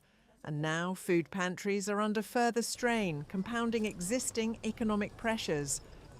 When we look at the tariffs and the increased costs that are associated with the things that we need to buy, then you couple that with SNAP, which is not just about SNAP discontinuing with the government shutdown, but all the changes that will encompass whether you're a senior and you need to work again, the workforce requirements, and then the government shutdown and SNAP reduced benefits all create a tsunami that is unattainable for any food assistance provider to be able to match. Republicans and Democrats in Congress continue to blame each other for the standoff, which began on the 1st of October when lawmakers were prevented from passing the funding bill. The situation centres on enhanced tax credits for insurance premiums, which are due to expire at the end of the year and could sharply increase healthcare costs. Democrats want the bill to extend these tax credits, which help make health insurance more affordable for millions of Americans, and reverse President Donald Trump's cuts to Medicaid, a government healthcare program used by the elderly, disabled and low-income people. However, Trump has refused to negotiate until Democrats agree to reopen the government. The Congressional Budget Office warns the shutdown could cost the U.S. economy $14 billion if it lasts 8 weeks. This closure surpasses the previous record of 35 days set during Trump's administration in 2019. And away from all the political gridlock, a much more tragic scene in Kentucky. A UPS cargo plane crashed just after takeoff in Louisville, setting off fires and grounding flights overnight. Bro, no, hold on. I think it's gonna crash, bro. Holy sh**.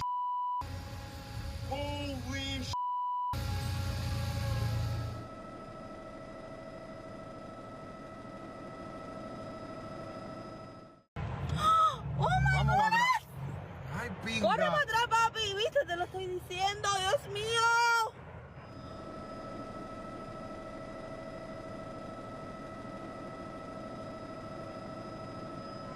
Okay, just hold on. So you had Across the ocean, heartbreak of a different kind, this time in Europe. In Bosnia, a fire tore through a retirement home, one of the toughest rescues firefighters say they've ever faced.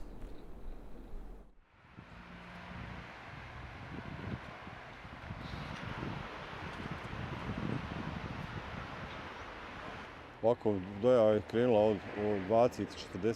alert came in at 8:45 p.m. We received information that a building was on fire, specifically a retirement home where elderly and frail residents are housed. The first two teams were dispatched to the scene and saw that the fire was on the top floor. They began rescue and firefighting operations, and soon our other teams arrived as well.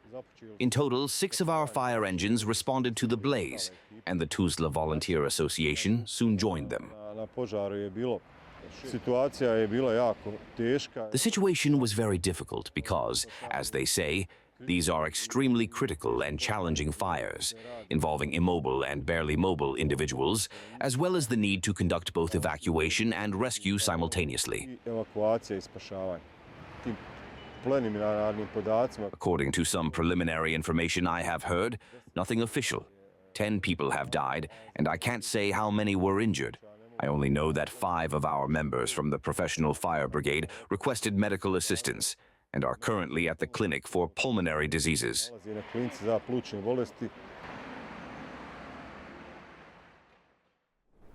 And in Asia, it's been a week of devastation for many communities. Northern Afghanistan is still reeling after a powerful earthquake destroyed homes, leaving families sleeping outside in the cold.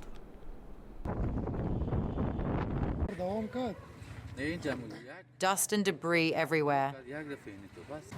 These are the words that describe aftermath of Afghanistan earthquake. The quake with a 6.3 magnitude struck near the northern Afghan city of Mazar-e-Sharif, killing at least 20 people and injuring around 600 people.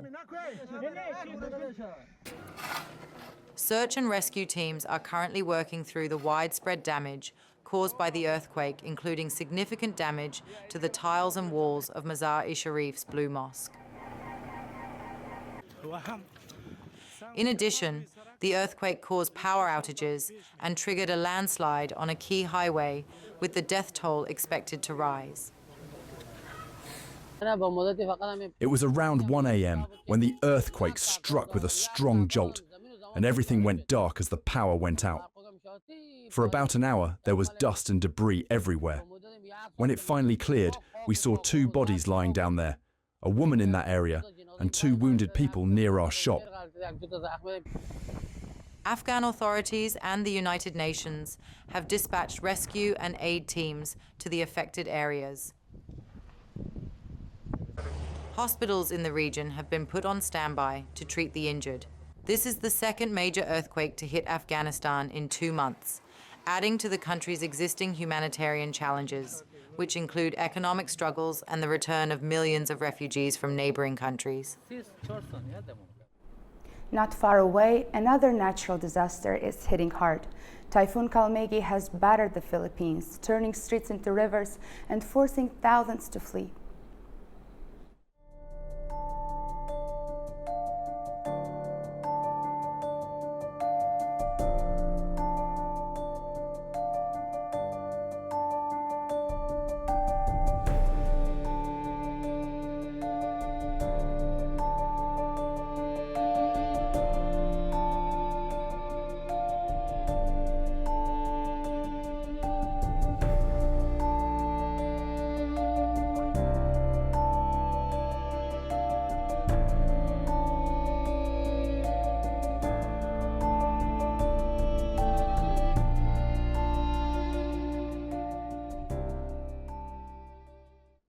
But in Cambodia, the mood couldn't be more different. It's celebration time. The Water and Moon Festival returned to Siem Reap with colorful boat races and crowds filling the riverbanks.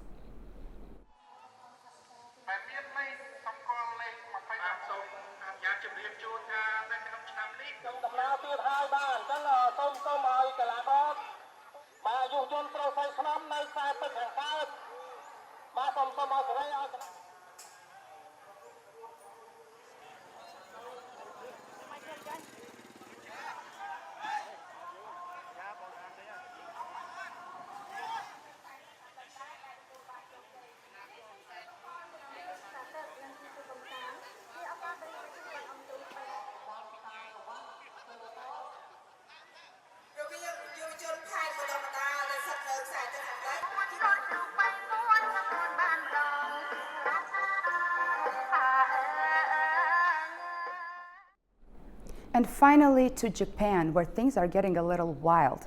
Yes, bears are back in the headlines. Rising encounters near villages have authorities on alert. Several attacks this year already as the line between humans and wildlife grows thinner.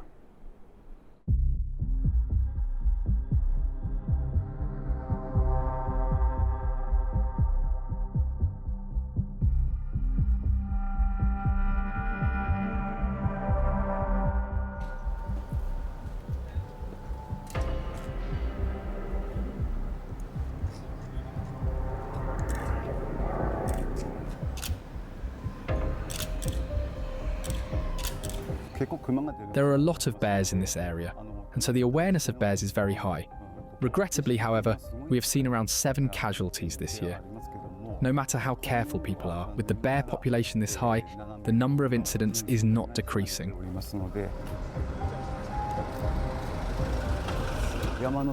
There used to be fields at the foot of the mountains, farmland and rice paddies where people worked the land.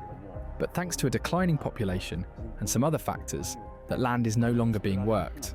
It has become abandoned farmland, meaning a situation has developed where the boundary with the bears has moved much closer.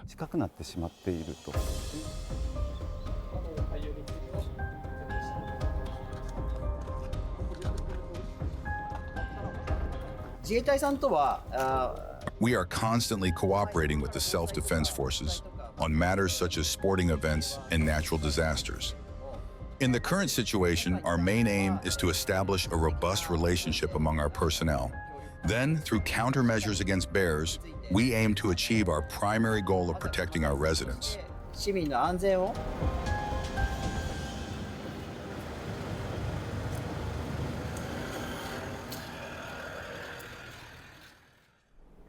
Thanks for watching the social media segment. Don't forget to check our website at anews.tv, and of course don't forget to check us on all of the social media platforms. Back to you, Guy. Gilly, thanks very much indeed. Amazing how we're so used now to that vertical format, isn't it? And we'll engage with a real variety of different stories. Fascinating stuff. Thank you very much. Okay, now let's take a look at some of the other major stories making the news this week. We've got a huge story where several airports in Belgium have reopened after being forced to close when drones were reported to be operating in the vicinity. The government has called an emergency meeting after dozens of flights were grounded, disrupting travel plans for hundreds of passengers. William Denislow reports now from Brussels. According to Belgian air traffic control, drones began to be spotted at around 8 p.m. local time on Tuesday evening. Subsequently, there were drone sightings at Liège Airport, a popular cargo hub for air transportation, as well as at several military sites as well. Now, for Brussels International Airport at Zaventem, the most busy airport in the country, well, this prompted a closure at the airline, and it's reported that hundreds of passengers were forced to spend the night at the airport. According to the flight tracking service FlightAware, roughly 10% of Brussels Airlines flights are facing disruptions into Wednesday. I'm Ukrainian, and I'm very much concerned that now in the heart of Europe we can see drones flying out of nowhere, and we have no means to prevent that or to fight that back for now. Yeah, but not from here. Oh. It's from the other airport. The second flight got cancelled, and we're booked on the third flight, but we don't want to fly anymore. So we're trying to reclaim our luggage, but also that's a slow process.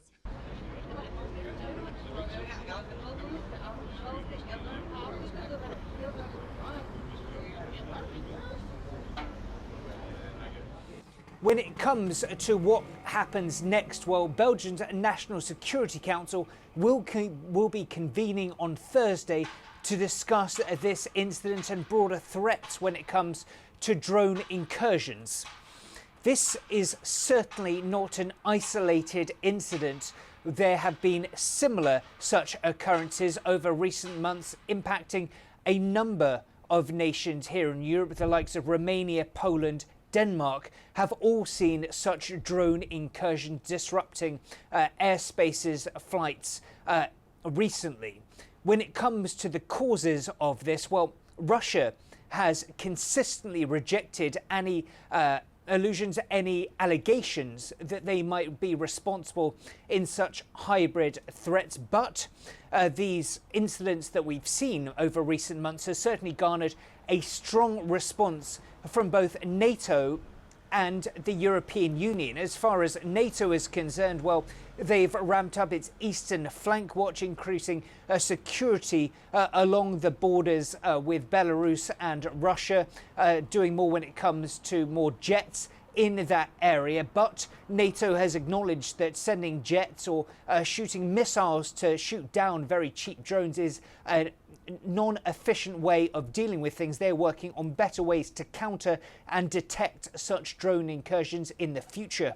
As far as Brussels' response and that of the European Union, well, they are launching so-called drone wall plan, really to try and mitigate these threats across Europe.